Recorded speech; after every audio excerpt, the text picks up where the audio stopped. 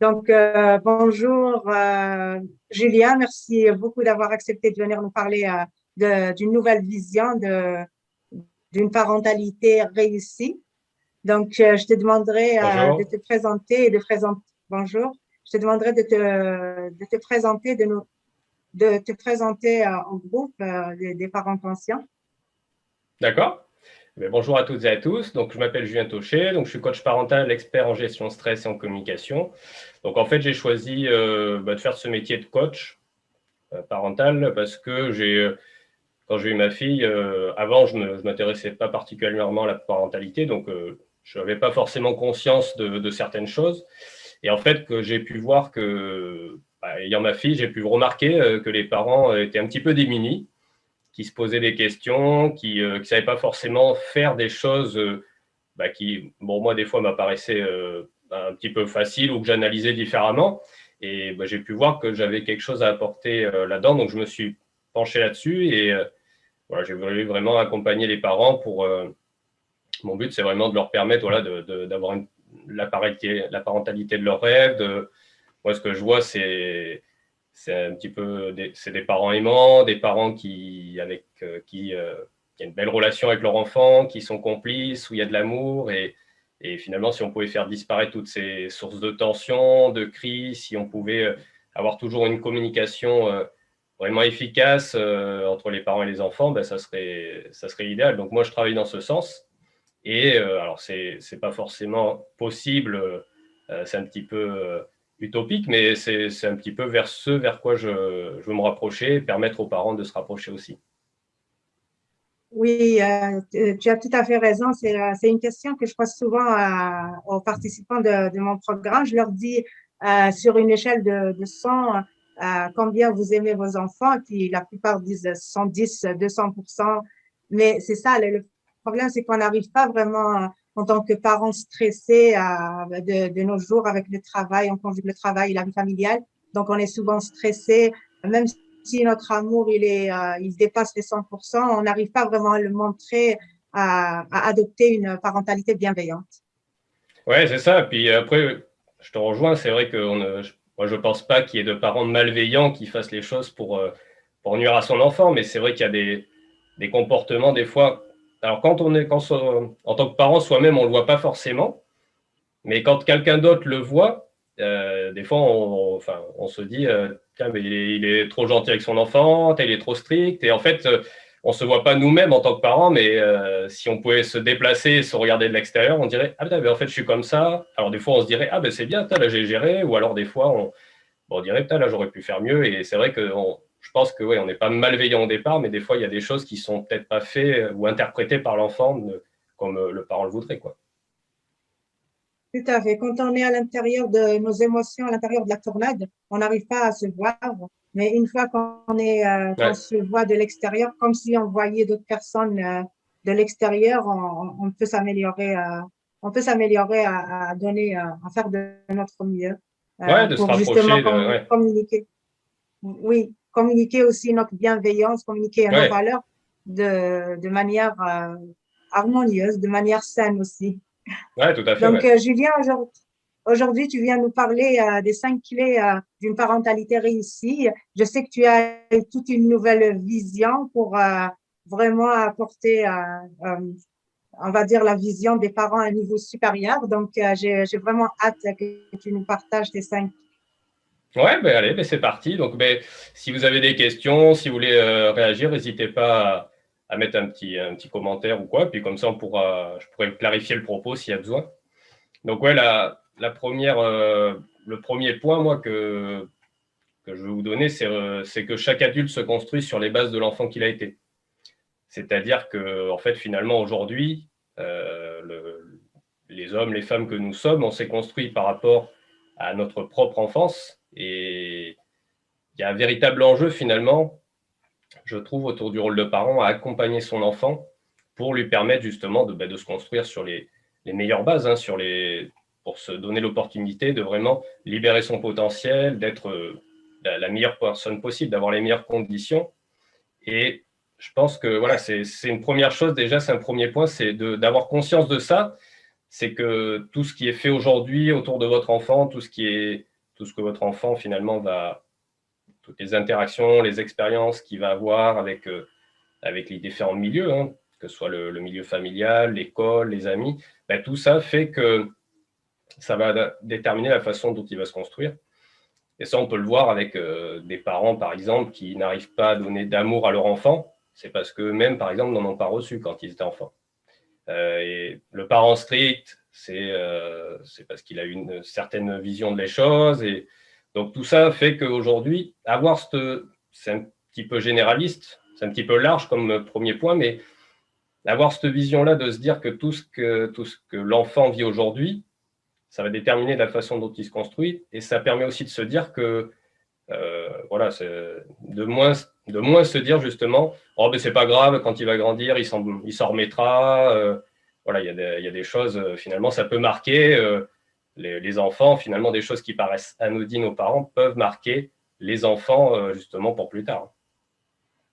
Si j'ai bien compris ce point, ça veut dire qu'on ne peut pas donner ce qu'on n'a pas reçu.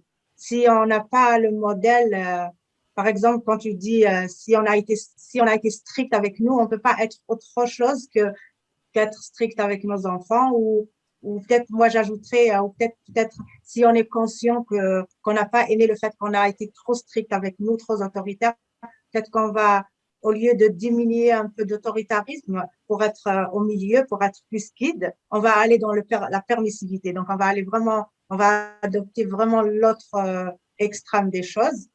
Et à mon avis, c'est pas aussi une bonne solution. Ouais, c'est ça. Alors, effectivement, il y a de ça. C'est-à-dire que oui, si, selon l'enfance que tu as vécue, on va prendre le parent autoritaire et permissif, pour faire simple, hein, mais c'est plus compliqué parfois. Mais voilà, tu as le parent autoritaire aujourd'hui, c'est parce que lui-même, il a eu un parent autoritaire ou il a eu un parent permissif, et par rapport à ça, ben, il a une vision des choses qui fait qu'il se dit, ben, moi, je veux faire la même chose parce que c'est comme ça que j'en suis arrivé à réussir, c'est comme ça que j'en suis là aujourd'hui, c'est grâce à ça, c'est à la dure.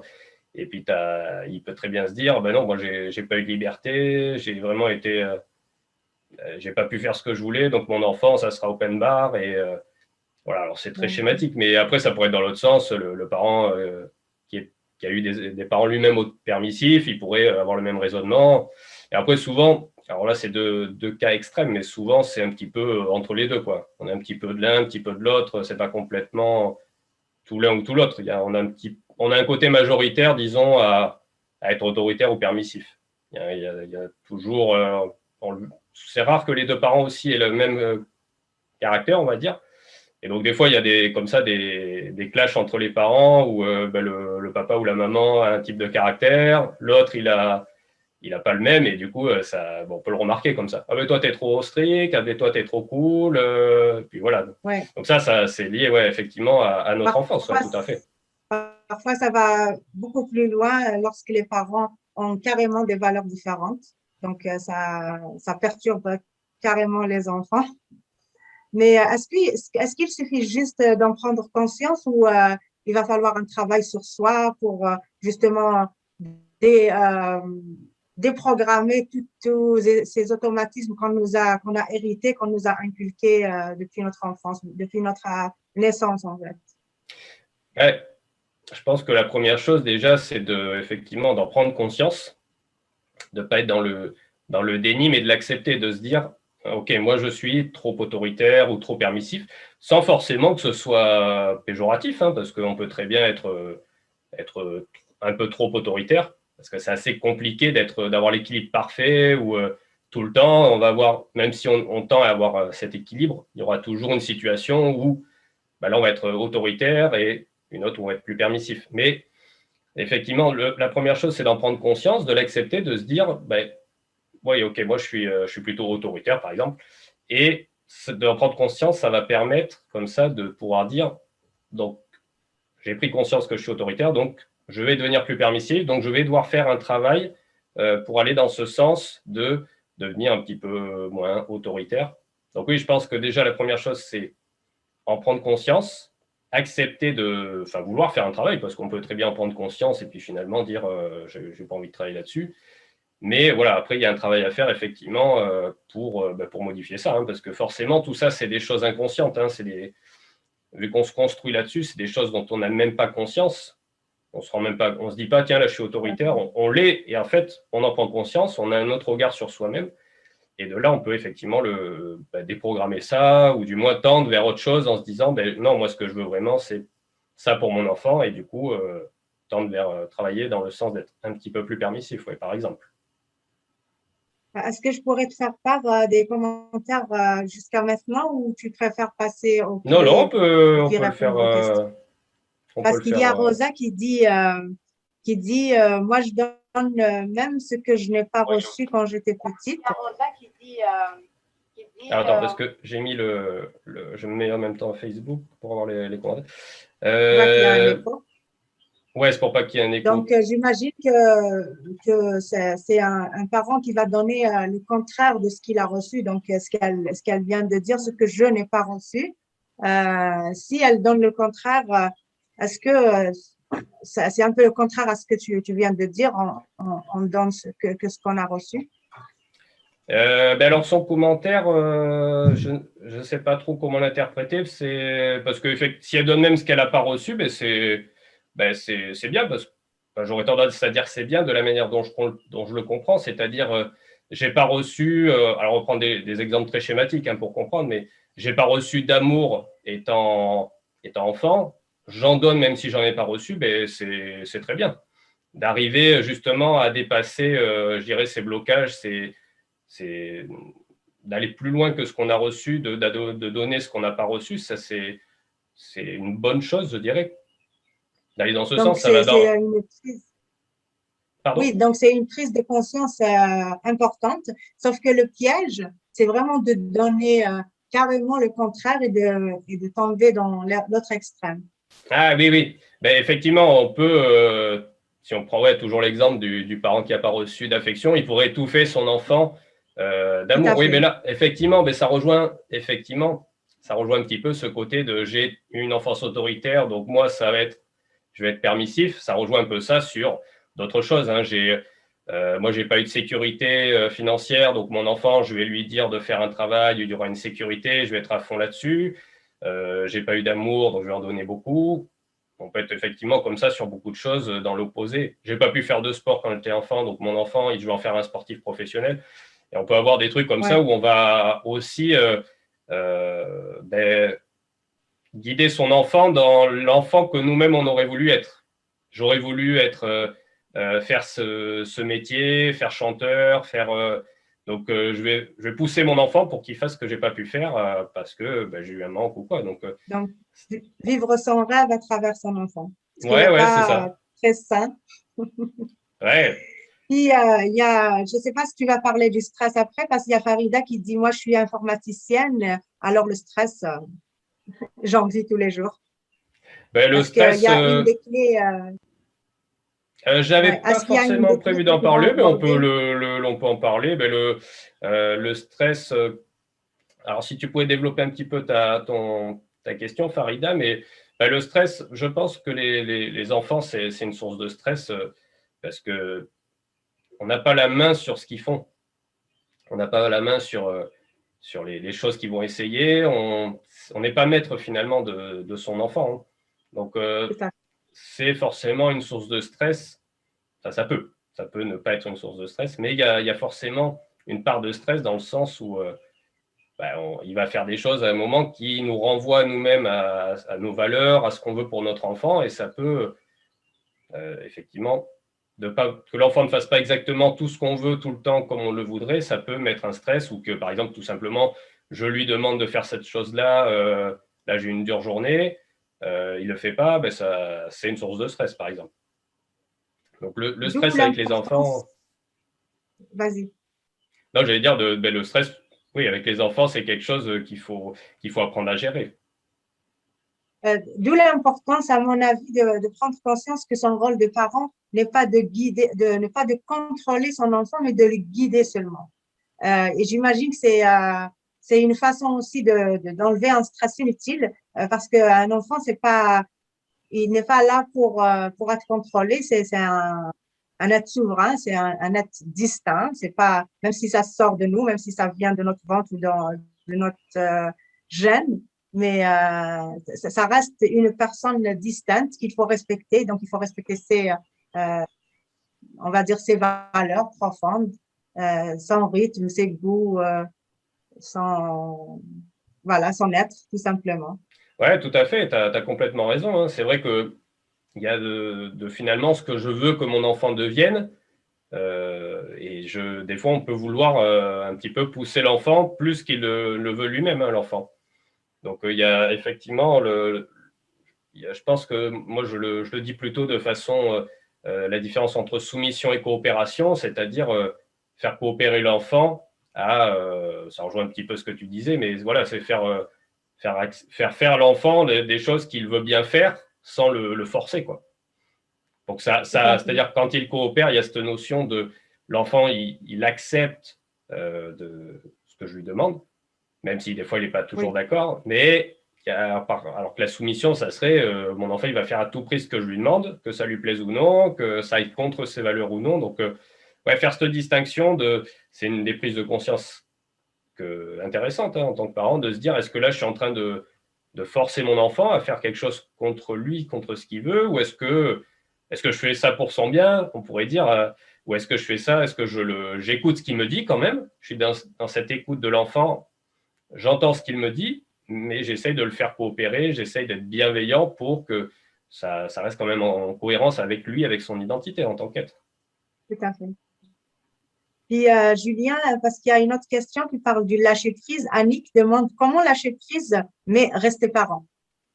Est-ce qu'il y a des clés, une de tes clés qui parle du lâcher-prise ou est-ce que tu pourrais juste en parler? Ouais, le lâcher-prise, disons, le lâcher-prise, on pourrait imaginer un petit peu, on peut imaginer ça sous la forme de, je tiens par exemple un fruit ou je tiens, peut-être pas un fruit, on va parler, je tiens par exemple la voiture, je veux qu'elle aille sur le chemin que je décide. Et c'est une voiture autonome qui se guide toute seule. Et moi, je veux vraiment qu'elle aille à tout prix où je veux. Et donc, il y a une source de stress qui va se créer parce que je vais forcer sur le volant, je vais pas accepter justement que je sois maître de la voiture. Et le lâcher prise, ça va être ça, ça va être un petit peu de finalement laisser faire l'enfant, de se dire, je n'ai pas la main sur l'enfant. Je le laisse faire, je le laisse aller un petit peu où il veut, tout en le guidant un petit peu comme un GPS. Mais là, il faut que tu fasses un petit peu plus ci, un peu plus ça. Mais en acceptant que l'enfant, il y aura peut-être des sorties de route, il y aura peut-être des arrêts sur le bord de la route par rapport à des choses. Hein. Mais voilà, le lâcher prise, ça revient un petit peu à. Enfin, de toute façon, il y a beaucoup de choses qui sont liées. Ça revient un petit peu à ce qu'on disait, de vouloir à tout prix que l'enfant il fasse ce que je lui demande. Le lâcher prise, ça va être ça. Ça va rejoindre un petit peu l'acceptation. Accepter que l'enfant, à un moment, il a ses choix et que ce ne sera pas forcément comme je veux. Et voilà, mais de cette manière-là, à partir de là, comment faire pour que l'enfant il soit satisfait et moi aussi.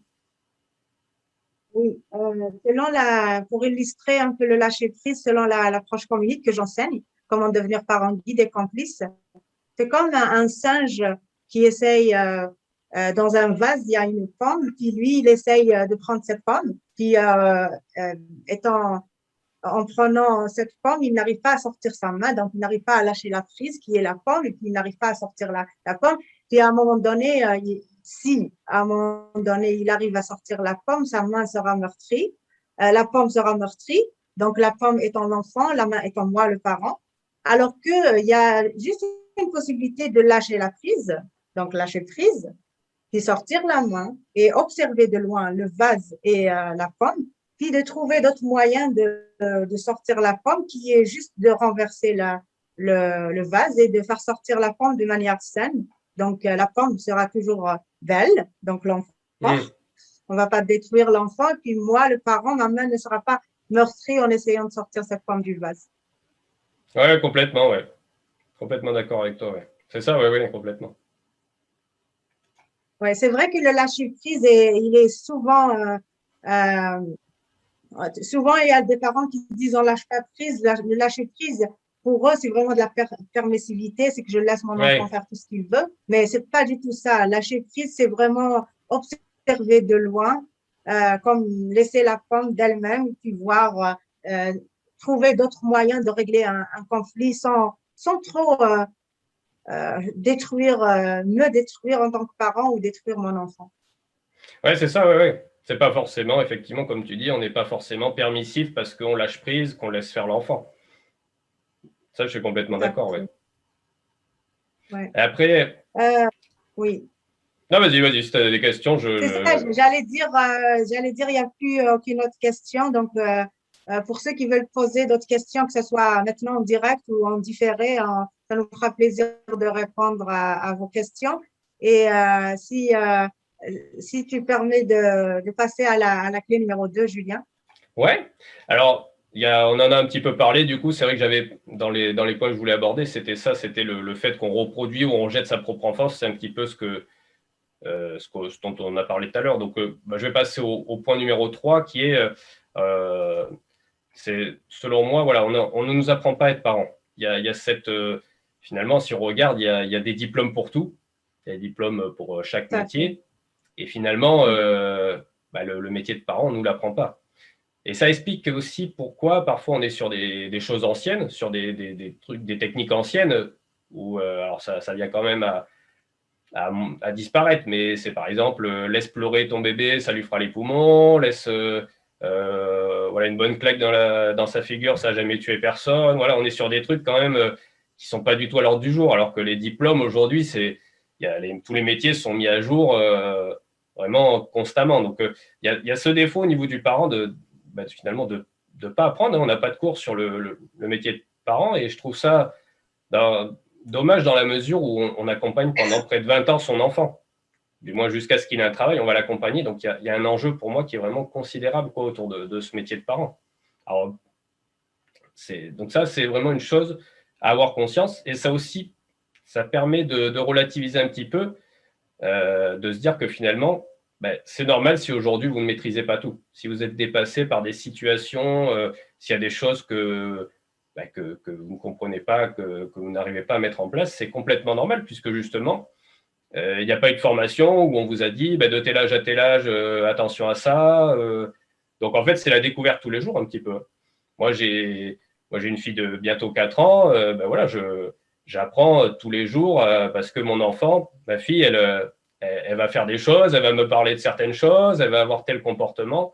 Alors après, bon, l'avantage, un petit peu, je dirais, c'est que je suis coach, donc j'ai des outils pour prendre conscience de choses que je fais, hein, mais ça reste quand même limité dans une mesure où à un moment, on ne va pas se poser soi-même les questions, on ne va pas se poser certaines questions, tout simplement. Le coach, l'avantage, c'est ça, c'est qu'il va poser aux parents la question qui va faire que le parent il va prendre conscience, par exemple, pourquoi l'autorité, pourquoi si, il va se dire, ah oui, en fait, je fais ça, je ne m'en rendais pas compte. Donc là, quand quelqu'un questionne comme ça, quand on se fait accompagner par un coach comme ça, ou même en discutant des fois avec des amis ou quoi, ils vont poser des questions et ça nous fait prendre du recul sur un petit peu la pratique qu'on a. Mais il y a vraiment un enjeu autour de ça et je trouve que ça, on va dire que les premières années de la vie, finalement, c'est un petit peu avec le point numéro 4, ça fait un petit peu le lien avec ça, c'est que on grandit avec son enfant. On est parent en fait de la naissance de son enfant jusqu'à sa propre mort en tant que parent. Et j'aime bien dire qu'on est parent du verbe naître à la naissance de son enfant et on est parent ensuite du verbe être, mais jusqu'à la mort de son enfant.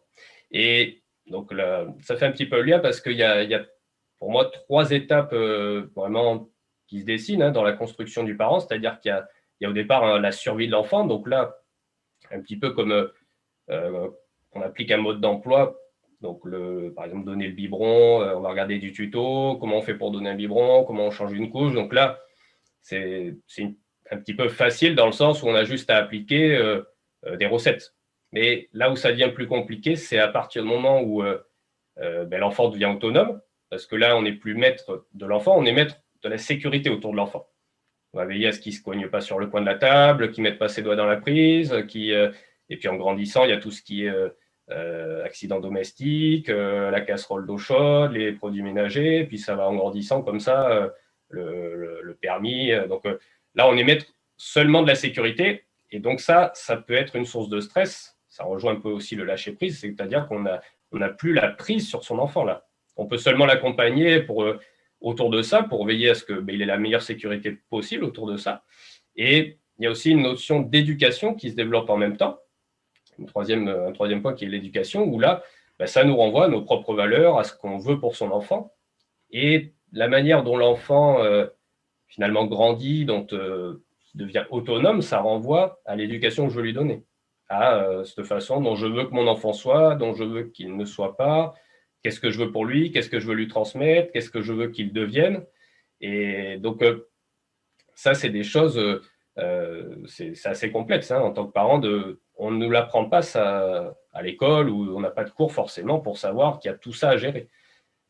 Au départ, à la limite, tu vois, donner un biberon, c'est des choses qu'on ne connaît pas, mais ça, il y a des interventions, des professionnels qui apprennent ça, ou on a pas mal de vidéos, de tutos pour voir comment faire. Donc ça, on arrive à s'en débrouiller. Mais on va vraiment grandir avec son enfant, parce que la manière dont il est aujourd'hui ne sera pas la même que demain. Et voilà, la façon dont tel enfant va être d'une manière quand il va rentrer à l'école, au collège, tel autre enfant va être différent. Il y en a un qui va être adorable en étant bébé, il va devenir insupportable en grandissant. Des fois, c'est l'inverse. Alors ça se voit des fois quand dans une fratrie, il y a entre deux enfants, tu dis, ah ben tiens, lui, il est plus calme, lui, il est plus agité. Donc ça, déjà, il y a ça rien que au sein de la famille, il y a cette comparaison, il y a le fait que ça renvoie pas, on va pas, du coup, avec deux enfants, les éduquer de la même manière. S'il y en a un qui est, par exemple, on a une valeur autour de l'école, s'il y en a un qui est assidu à l'école et l'autre non, on va pas avoir la même éducation pour les deux. Oui, je te rejoins tout à fait lorsque tu as dit qu'on ne reçoit aucune formation pour devenir parent.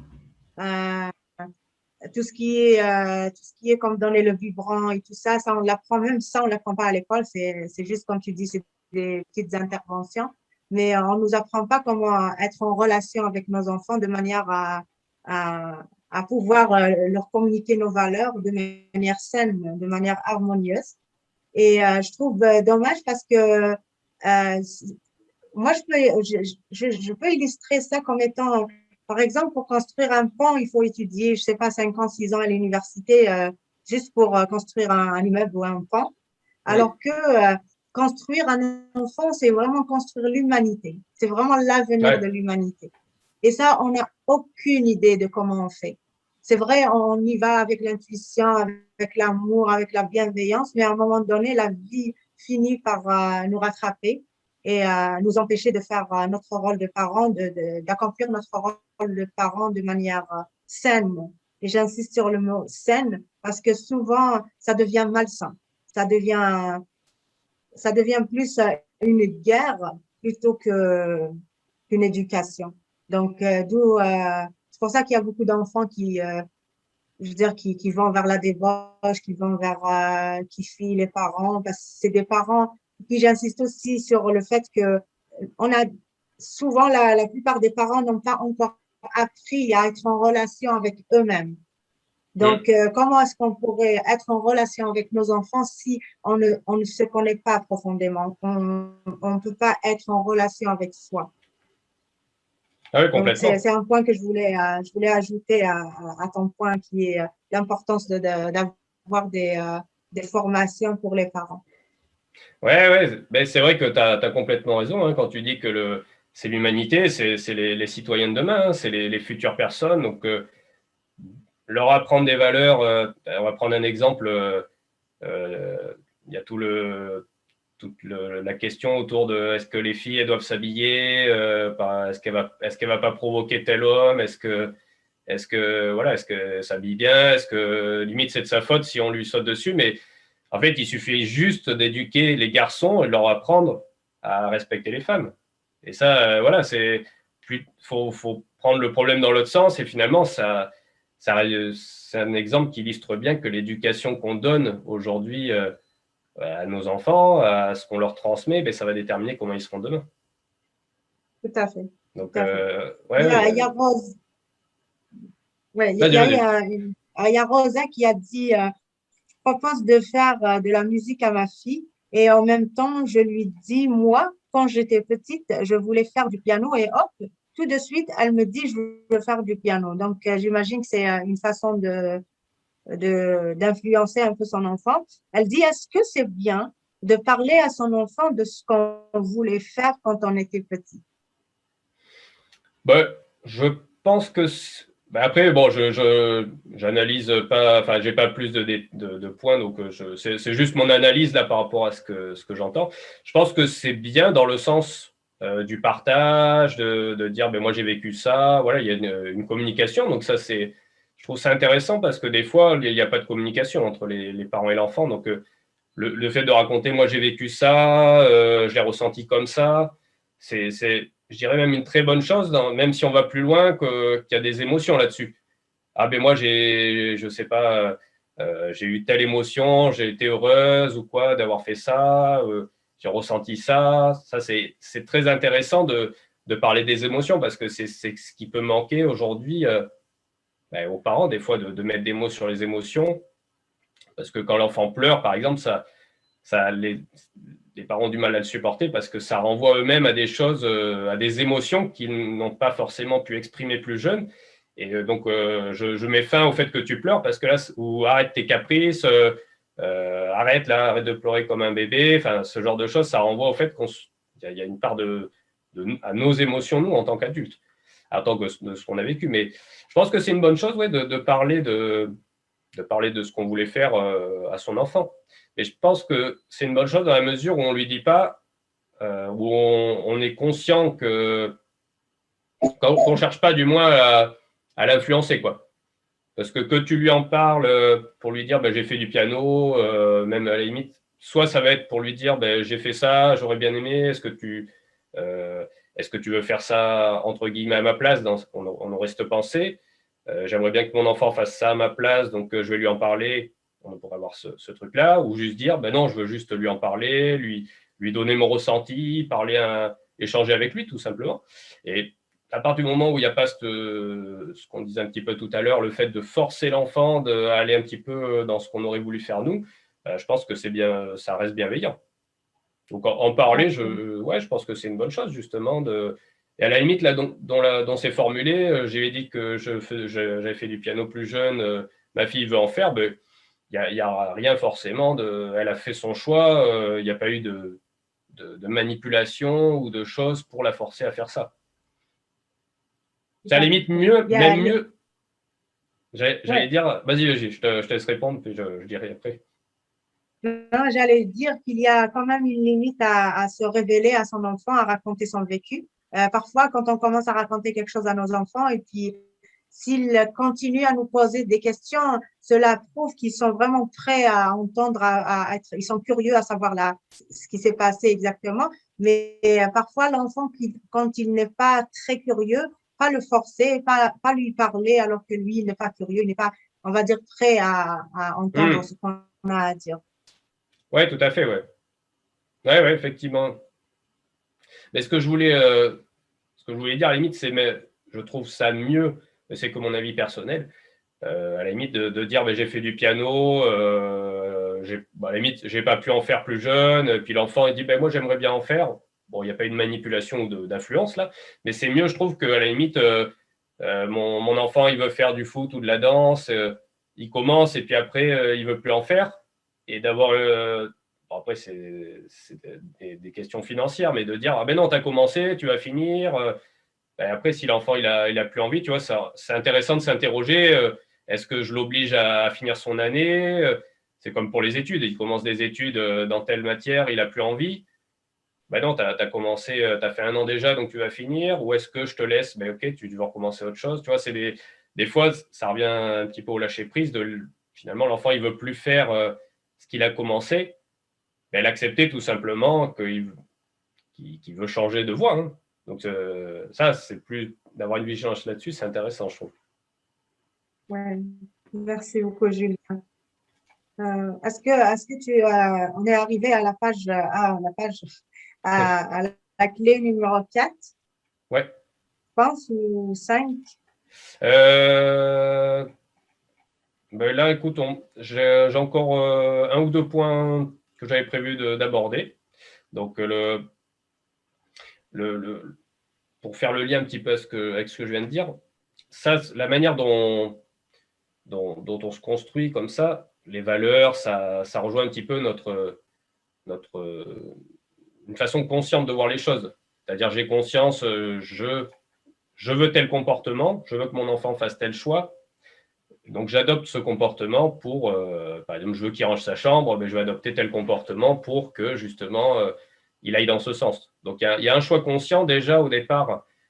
Il y a une façon de se construire, d'accompagner son enfant qui est une manière consciente, où on fait les choses en faisant des choix pour son enfant. Donc que ce soit par exemple le mettre en école publique, le mettre en école privée, je sais pas, qu'il fasse telle activité sportive. On a quand même un choix, qu'on accepte ou non, même si on lâche prise ou pas, c'est un choix conscient. Donc il y a une manière consciente. Et le point dont je voulais venir, c'était qu'il y a une manière aussi inconsciente, des choses dont on ne se rend pas compte. Et là où on peut finalement travailler ça, bon, ben, ça va être soit avec quelqu'un, en discutant avec un ami ou en lisant des lectures, des ouvrages qui justement vont nous faire prendre conscience d'autres choses. On va voir la façon d'être parent différemment. Il y a par exemple la parentalité positive, bienveillante aujourd'hui qui est connue. Hein. Il y a Montessori, il y a des choses comme ça qui sont connues. Et ça, par exemple, de soi-même, on n'en a pas forcément conscience.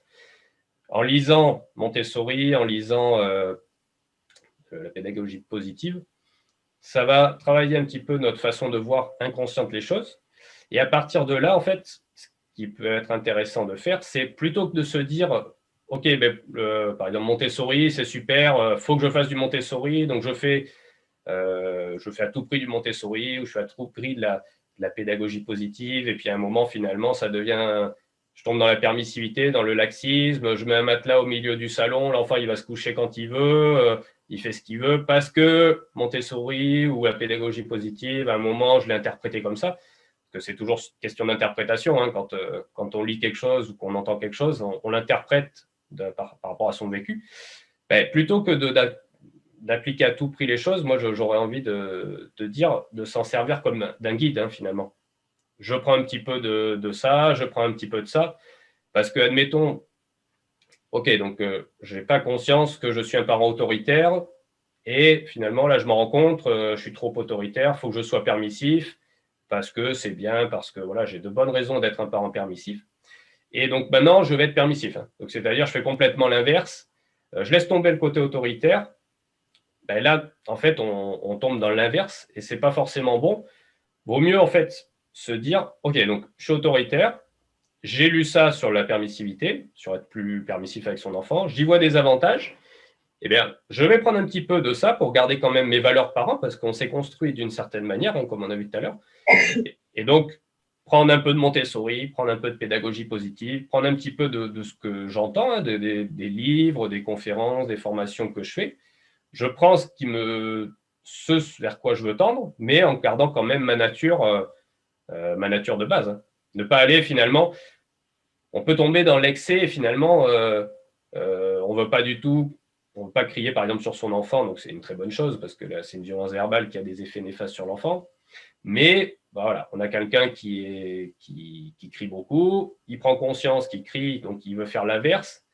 Et en fait, on va tomber dans le fait qu'il va tout retenir, il va tout garder en lui, et en fait, à un moment, il va péter les plombs parce qu'il n'a pas exprimé ce qu'il avait en lui. Donc, trouver des moyens comme ça de tendre de se servir de tous ces guides, hein, qui existent, de se les approprier, parce que c'est aussi ça l'important, c'est de s'approprier l'information qu'on nous donne, parce que on va nous donner des conseils, un copain va nous donner des conseils, je lis telle formation, on a plein de conseils, mais il faut s'approprier la formation parce que chaque parent est unique, chaque parent a son enfant qui a son caractère. Moi aussi, en tant que parent, j'ai mon caractère, j'ai ma façon de voir les choses, j'ai tel travail, j'ai tel vécu, passé.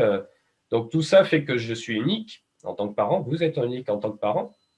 Et donc, un conseil, une information Montessori ou autre, elle ne sera pas applicable de la même façon pour un enfant, pour un autre enfant, pour deux types de parents. Donc ça, je pense que pour résumer ce point, c'est vraiment finalement aller chercher plein d'infos, être curieux hein, de ce qui se fait autour du parent et finalement s'approprier ce que je veux garder de ça pour d'une part rester en cohérence avec moi-même et puis d'autre part tendre vers ce vers quoi j'ai ce modèle hein, finalement, cet idéal que j'ai vu dans cette formation. Oui, moi, j'ajouterais un point très important ici parce que c'est ce que j'ai fait pendant des années, aller chercher par-ci, par-là, puis je suis tombée dans le piège dont tu viens de parler, comme appliquer à la lettre les conseils, et puis c'est pas moi, c'est pas mes propres valeurs, c'est pas mes valeurs profondes. Donc, j'étais toujours déprimée parce que finalement, c'est pas ce qui convenait pour moi. C'était en conflit avec mes valeurs profondes.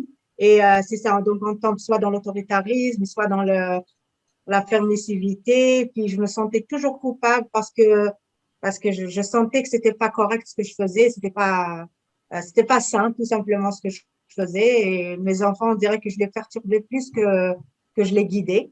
Et en fait, j'avais besoin d'être guidée moi-même. Et je dirais qu'au lieu d'aller lire par-ci, par-là et tout ça, vraiment choisir une formation ou un accompagnateur et puis quelqu'un qui nous accompagne. D'ailleurs, c'est ce que j'ai fait moi, quelqu'un qui m'a accompagné de manière à ce que j'applique certains concepts, pas un mode d'emploi, mais certains concepts qui vont faire en sorte qui ont fait en sorte qui m'ont fait comprendre que la réponse elle est à l'intérieur de moi. Je n'avais qu'à écouter mes valeurs profondes. Donc, c'était une façon de guider, c'est une façon de guider le parent, d'accompagner les parents à, on va dire, à bâtir une relation de complicité avec leurs enfants selon leurs valeurs profondes, pas selon ce que telle ou telle théorie a dit. Oui, complètement. Oui. Mais c'est vrai que c'est pour ça que moi je trouve alors ça c'est plus connu maintenant le développement personnel, toutes ces choses-là, c'est hyper connu, c'est hyper intéressant parce que aujourd'hui on a les moyens de se développer, de travailler des choses pour s'améliorer en tant qu'être humain, en tant qu'adulte. Et je trouve que l'intérêt pour les parents, je trouve que c'est aussi intéressant de se faire accompagner, que ce soit par des formations ou par un coach, hein, pour justement s'améliorer en tant que parent, pour élever son niveau de parentalité, pour vraiment tendre vers quelque chose qui nous correspond. Parce que finalement, ce n'est pas tellement aujourd'hui qu'on le vit. Moi, c'est une question ça que je vous invite à vous poser. Qu'est-ce que vous voulez que votre enfant retienne dans 10 ans, dans 20 ans, de ce qu'il vit aujourd'hui? Ok, c'est très bien, je suis autoritaire, je mets du respect, tout ça. Mais, alors, je ne dis pas qu'il ne faut pas être autoritaire, hein, loin de là, mais voilà, aujourd'hui, je suis comme ça avec mon enfant, qu'est-ce qu'il va retenir? Est-ce qu'il va retenir les bons moments passés ensemble ou est-ce qu'il va retenir que la table, elle a toujours été bien rangée, que voilà, qu'est-ce qu'il va retenir l'enfant? Qu'est-ce que vous voulez qu'il retienne? Et il y a des choses donc on fait de manière consciente, on va appliquer des choix, et il y a un moment où il y a des choses qui sont inconscientes, on va penser bien faire. Parce qu'on pourrait très bien imaginer, ok, je suis le parent parfait, je donne l'amour à mon enfant, et puis en fait, il y a un moment où on l'étouffe trop. Donc il y a toujours, c'est très difficile il y a toujours quelque chose finalement à peaufiner, hein, parce qu'on ne sera jamais vraiment idéal tout le temps. Donc, mais voilà, une question intéressante, c'est qu'est-ce que vous voulez que votre enfant retienne? Ça, je pense que à partir du moment où vous voyez votre relation avec votre enfant dans 5 ans, dans 10 ans, dans 20 ans, eh bien, là, vous savez un petit peu vers quoi vous voulez tendre. Puis je vous assure que l'enfant ne va pas retenir les détails de ce qu'on… Par exemple, si moi je veux me rappeler de ce que je retiens de mes parents, je vais pas retenir les détails. Pourquoi, par exemple, je me suis fait punir, pourquoi je me suis fait… Mais je vais me souvenir du fait que je me suis fait punir. Je vais me souvenir du fait que on m'a humilié. Mais je me souviendrai pas de l'objet de l'humiliation, du contexte, parce que c'est pas important le contexte. D'où l'importance de dire que la relation est la chose la plus importante à garder avec son enfant, peu importe l'objet, même s'il a cassé un objet de 200 ans. Je sais pas moi, même s'il a fait, si on l'humilie, on va ancrer cette humiliation, cette émotion d'humiliation en lui. Et 20 ans plus tard, 30 ans plus tard, ça va toujours être ancré en lui si elle décide pas de faire un travail sur lui pour déprogrammer tout ça. Et il se souviendra même pas la raison pour laquelle il a cette blessure intérieure. Donc, juste, c'est pour ça que je dis aux parents, lâchez prise, puis rien n'est plus important que soi, que mon enfant, la relation que j'entretiens avec mon enfant.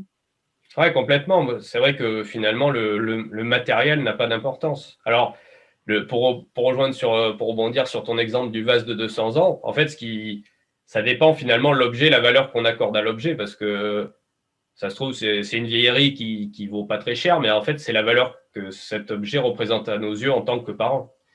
L'enfant, il sait pas, il a cassé ce vase, mais en fait, ça aurait été un vase qu'on lui aurait donné aux parents ou quoi, ben, il n'y aurait pas eu la même réaction. Donc, est-ce que c'est mesuré ce que je fais par rapport voilà, moi je pense que tout ce qui est matériel, effectivement, il y a une question financière, il faut apprendre la valeur de l'argent, mais il y a des fois où des fois il y a des réactions démesurées pour des choses vraiment qui n'ont pas de valeur, dont l'enfant finalement c'est pour lui apprendre quelque chose, c'est dans une belle intention, mais effectivement, comme tu dis, plus tard on se souviendra des bons moments, des choses comme ça. Hein.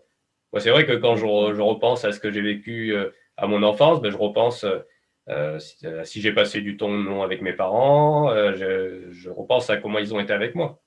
Et donc, il y a des choses aujourd'hui que je suis en mesure de faire, il y a des choses que je ne suis pas en mesure de faire parce qu'il y a des choses ben voilà, que dans mon enfance j'ai vécues, d'autres que je n'ai pas vécues, mais qui ont fait qu'aujourd'hui je suis comme ça. Et ben ça, voilà, j'en ai conscience, donc je le sais, mais il y a des choses que je peux faire et d'autres non avec mes parents parce que voilà, il y a des choses sur lesquelles on se construit. Hein.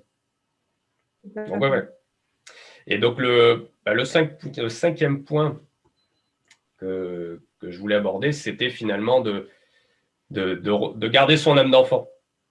Parce que c'est pas parce qu'on va jouer avec son enfant qu'on n'a pas d'autorité à un moment que l'enfant il va nous considérer qu'il va pas nous respecter.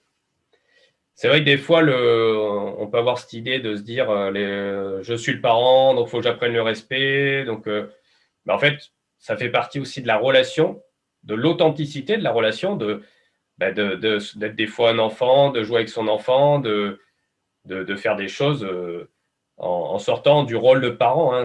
Finalement, c'est dans l'analyse transactionnelle, il y a une relation parent-enfant. On peut très bien être en mode enfant-enfant, où on joue avec. Et il y a des fois où justement ça rebondit quand l'enfant se met en mode parent, qui va parler à son propre parent comme si c'était un enfant. Le parent il va dire attends, tu fais quoi là? Tu me parles sur un autre ton là parce que attends, tu t'es pris pour qui? Et donc des fois c'est intéressant justement de redevenir un enfant, de se laisser aller au jeu pour entrer dans le jeu avec son enfant. Par exemple, l'enfant il se cache. Bon, ça, c'est plus pour les tout petits. Il se cache derrière le rideau, on voit ses pieds. Ben, c'est plus sympa de dire à l'enfant oh, ben, t'es caché où et que de dire ben non, t'avais tes pieds qui dépassaient. Enfin, cache-toi mieux que ça. Voilà, rentrer dans le jeu de l'enfant pour que, à la fin, l'enfant, il a apprécié le moment passé, même si le moment, finalement, n'était pas parfait. Il va retenir ça, l'enfant. Ça rejoint un peu ce qu'on disait avant. Il va retenir ça plutôt que ah ben je suis déçu parce qu'il m'a dit que je m'étais mal caché. Voilà, c'est plein de choses comme ça. Voilà, oh tiens, il y a un éléphant qui vole. Ah oui, où ça, machin. Enfin voilà, des fois rentrer dans le jeu et ça n'empêche pas derrière de dire non, mais là par contre maintenant c'est sérieux. Voilà, on est à table, maintenant on joue plus. Voilà, accorder le temps où finalement on joue, où on devient un enfant et le moment où finalement non, là par contre c'est sérieux, donc on joue plus. Il n'y a pas besoin d'être constant forcément tout le temps en mode parent, je pense. Ça, c'est vraiment important. De toute façon, plus plus on donne de l'importance à la relation, au jeu et à la complicité, et comme tu dis, le fait de jouer, le fait de parler, de passer du temps avec nos enfants va renforcer cette relation de complicité. Plus on va avoir de l'influence sur eux lorsque c'est sérieux, lorsqu'on leur dit, par exemple, euh, dans le cas d'un parent qui est très, très autoritaire, qui fait que donner des consignes, ces enfants, à un moment donné, ils commencent à ne pas l'écouter du tout. Alors que si c'est un parent plus guide et complice, donc il va être complice avec ses enfants, il va créer un lien de complicité avec eux et tout ça. Le jour où il dira non pour quelque chose, les enfants vont écouter. Parce que c'est des noms ponctuels, c'est pas des noms systématiques et des noms fréquents. Donc le jour où c'est non, et on dit non souvent pour des cas où il y a une nuisance ou un danger. Les parents qui disent non de manière systématique, à un moment donné, ils ne seront pas écoutés par leurs enfants. Ben, c'est ça, oui, oui, parce que l'enfant, il prête plus attention. Alors que, comme tu Tout dis, à fait. si admettons, c'est tout le temps oui, puis à un moment c'est non, l'enfant, il va se dire, oula, qu'est-ce qui se passe? Il m'a dit non. Putain, alors que si c'est non tout le temps, l'enfant, il s'en fout au bout d'un moment. Tout à Et fait. après, je voulais Puis rebondir quand on sur. dit non, oui, pardon. Quand on dit non aussi, c'est très important d'expliquer pourquoi c'est non. C'est pas un non juste parce que je suis le parent. C'est un non parce Ouais, qu'on explique le pourquoi du non, on va dire le besoin derrière ce non. ouais, complètement. Le pourquoi de la règle, on va dire. Ouais, tout à fait, ouais. Ouais, qu'ils comprennent pourquoi il faut faire ça, ouais. Et pour rejoindre ce que tu disais là sur la complicité, ça, c'est un petit peu comme le fait, tu sais, tu disais tout à l'heure, je rentre dans les détails de ce que j'ai vécu. À un moment, voilà, il y a une complicité, mais il y a un moment, il y a des choses quand même, il faut garder son rôle de parent. Alors c'est vrai qu'un coup, je dis, il faut être complice, un coup, il faut garder le rôle de parent, mais dans le sens où si on commence à parler de ses aventures avec ses partenaires et tout, voilà, il y a des choses, je pense, qu'il faut garder en tant que parent. Il y a un moment où il y a une limite, je dirais, à franchir, où il ne faut pas rentrer trop dans l'intimité, trop dans la complicité. Voilà, ça peut devenir nuisible, je pense, pour la relation. Après, c'est que mon point de vue, mais voilà, il y a des choses qu'il faut garder en tant que parent. Voilà, l'enfant qui voit son papa ou sa maman qui a plein de partenaires et tout, que le papa ou la maman enfin, a une façon de parler par rapport à ça, c'est pas forcément bon pour l'enfant. Il y a un jardin secret à avoir en tant que parent pour garder cette qualité de parent, justement. Ouais, peut-être à un moment donné vers l'adolescence ou vers quand Oui, l'enfant devient un jeune adulte et tout ça, peut-être qu'on pourrait plus s'ouvrir à, à nos enfants, mais c'est sûr qu'il y a certaines choses, puis même tout ce qui est, désolé, donc tout ce qui est, j'ai perdu le fil de mes idées, désolé. ouais, tu C'est ça, disais que donc garder à certains, l'adolescence ou l'adulte en parlait.